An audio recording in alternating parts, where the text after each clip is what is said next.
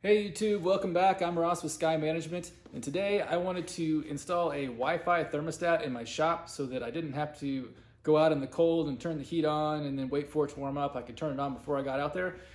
And I didn't want to spend a lot of money doing it, so I didn't want to get a Nest or one of the fancy big touchscreen ones. So I went on Amazon and I got the cheapest Wi-Fi thermostat that I could find. And I'm going to walk you through the install process on this Honeywell home thermostat, and then at the end, stick around and I'll tell you how I think about it. If you're replacing an old thermostat, you're going to need to remove the old one first. Usually they just kind of pop off.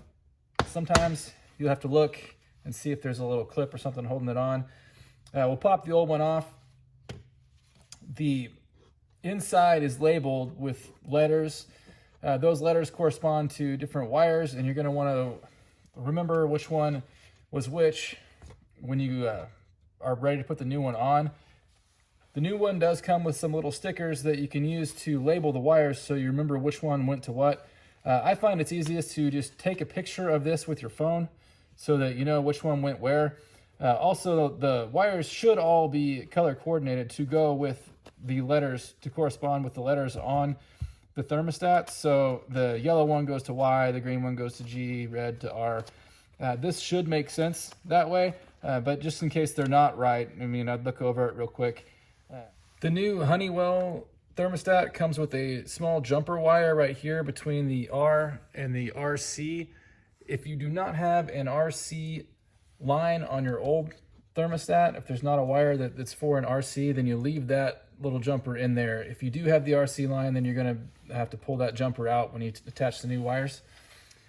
To disconnect everything, it takes a flathead screwdriver and it takes a really small one. So I'm using this little one that's from like a glasses repair kit to unscrew. Just loosen all the screws on these wires and they should pull right out. Once you've loosened all the wires leading into this plate, we're going to remove this plate so we can put the new one on.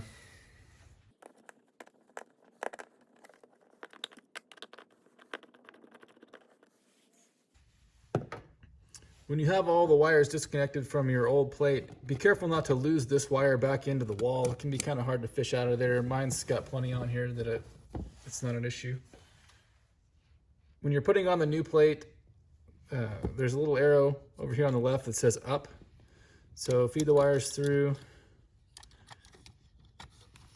that hole, and then you're going to put that up so the wires feed down into all of these.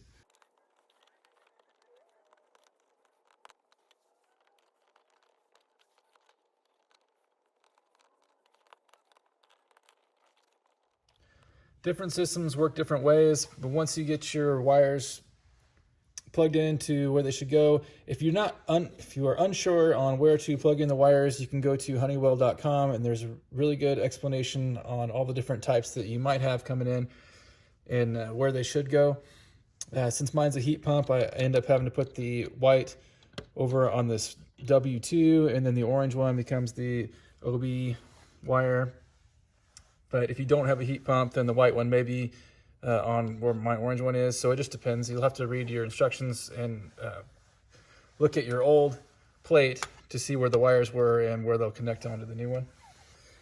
Once all the wires are on, we just snap on the front plate. It should snap right in there, and then we'll turn the breakers back on and fire it up. When you first turn the power back on with your new thermostat wired up, it will prompt you to set the time, so you can go ahead and do that and set the day. You can do that, and then you're going to need to set it up for whatever type of system that you have. And since I have a heat pump system, it comes preset up for a single fuel system. So if you just have electric coil heat or if you just have gas heat, then it should work just out of the box like it is. If you have a heat pump, you will need to go into the menu and set it that way.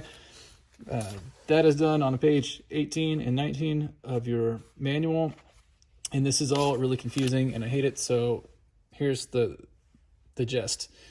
You hold down on the fan button and you hold down on the up arrow button for 3 seconds, and that enters into the menu. So that doesn't tell you anything. But what you need to do is find out what type of system you have and set it to, mine's a heat pump, so a 5. So under setting 1 in the functions, it needs to be a 5. So at setting 1, I've already set it to a 5. That would be for the heat pump, and then you'll hit next, and then it'll go down to 2, and it'll ask you what type of heat pump you have, and it has to do with what line you had on your old thermostat, if you had the orange one or the B. So if it was the O or the B, whichever one that is. So for me, it was a 2 and a 0. And you just have to read this page and follow. Just keep hitting next through all of these to make sure that they all are set to where the type of system that you have. It was tricky for me at first because I didn't look at the manual, and so I didn't know how to find the menu. So you have to hold the fan button and the up arrow for 3 seconds in order to get to the menu. And once you've gone through the menu on all and made sure it was all set for the type of system that you have, then you can say done. And you'll want to cycle through your system and make sure it all works. If you have a heat pump system and try to just use it out of the box, then when you turn it on, it won't come on, it won't do anything. So now that it's on, you can cycle through and turn on the heat and the cool. It is important to note that when you've had it running and then you turn it off and then you turn it back on, you have to wait 5 minutes for it to kick back on. It has a 5-minute cool down on the compressor so that you can't just flip it on and off and keep kicking the compressor on and off. It's a safety feature it keeps the system from harming itself by kicking it on and off all the time.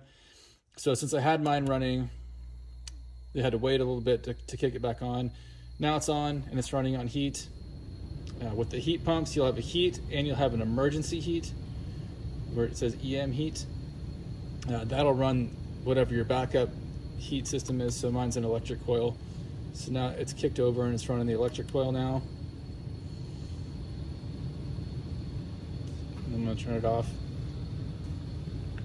Once you have your system set up the way that you need it to, and you've cycled through and all of the heat and the cool all work, then you can go ahead and set up your Wi-Fi. So to set the Wi-Fi, how it works is you can use your phone or tablet or a laptop, something that gets Wi-Fi signal. And you want to, instead of connecting to the router in your home, this will be flashing up here, connecting to Wi-Fi. Instead of connecting to your router at home, you're going to connect to this instead. And it's the one that says new thermostat, and it'll have a number with it. So it's pretty obvious which one it is, and it'll show up in the menu where your router shows up. So you just connect to Wi-Fi and connect to this instead. Then when you open your browser, it will ask you to enter in your Wi-Fi password and things so that this can know how to connect to your home router. Then there's a little card that comes with the instructions for this will all post in the browser when you get it connected. There's a little card that has your MAC ID and your MAC CRC number. It looks like this. I don't want to show you mine so you don't have my code, but it will tell you, it'll prompt you to put those in so that it ties this into your router, and you'll have to create a login and everything. And then once you've all got this connected to the Wi-Fi and you've logged in, this is a really long process, then you can download the app for Honeywell. And the app it actually works pretty well because you've already got your login and everything. So you just log in on the app and this shows up. And I do like the app. The app is fairly easy to use. So for the cheapest Wi-Fi thermostat on Amazon, is it worth it? Yeah, it seems to work pretty well. Once you get it all set up, it really is pretty easy to use. The downside is going through the menus and everything. Since it's not a fancy touchscreen one, it's a little harder to set up for your specific system, and then logging it into the Wi-Fi and stuff. You can't enter the password to your Wi-Fi and stuff into this thing because there's no screen on it for that. So you have to do it. You have to log into this through your phone and then connect this to your Wi-Fi. And so like setting it up is a little bit of a pain in the butt, but it is fairly inexpensive, and once it gets all connected with the app and everything, it does work pretty well. So I would recommend this, and I put a link for this exact thermostat down in the description below. I hope you found this helpful. Please like and subscribe, and we'll see you back here next time.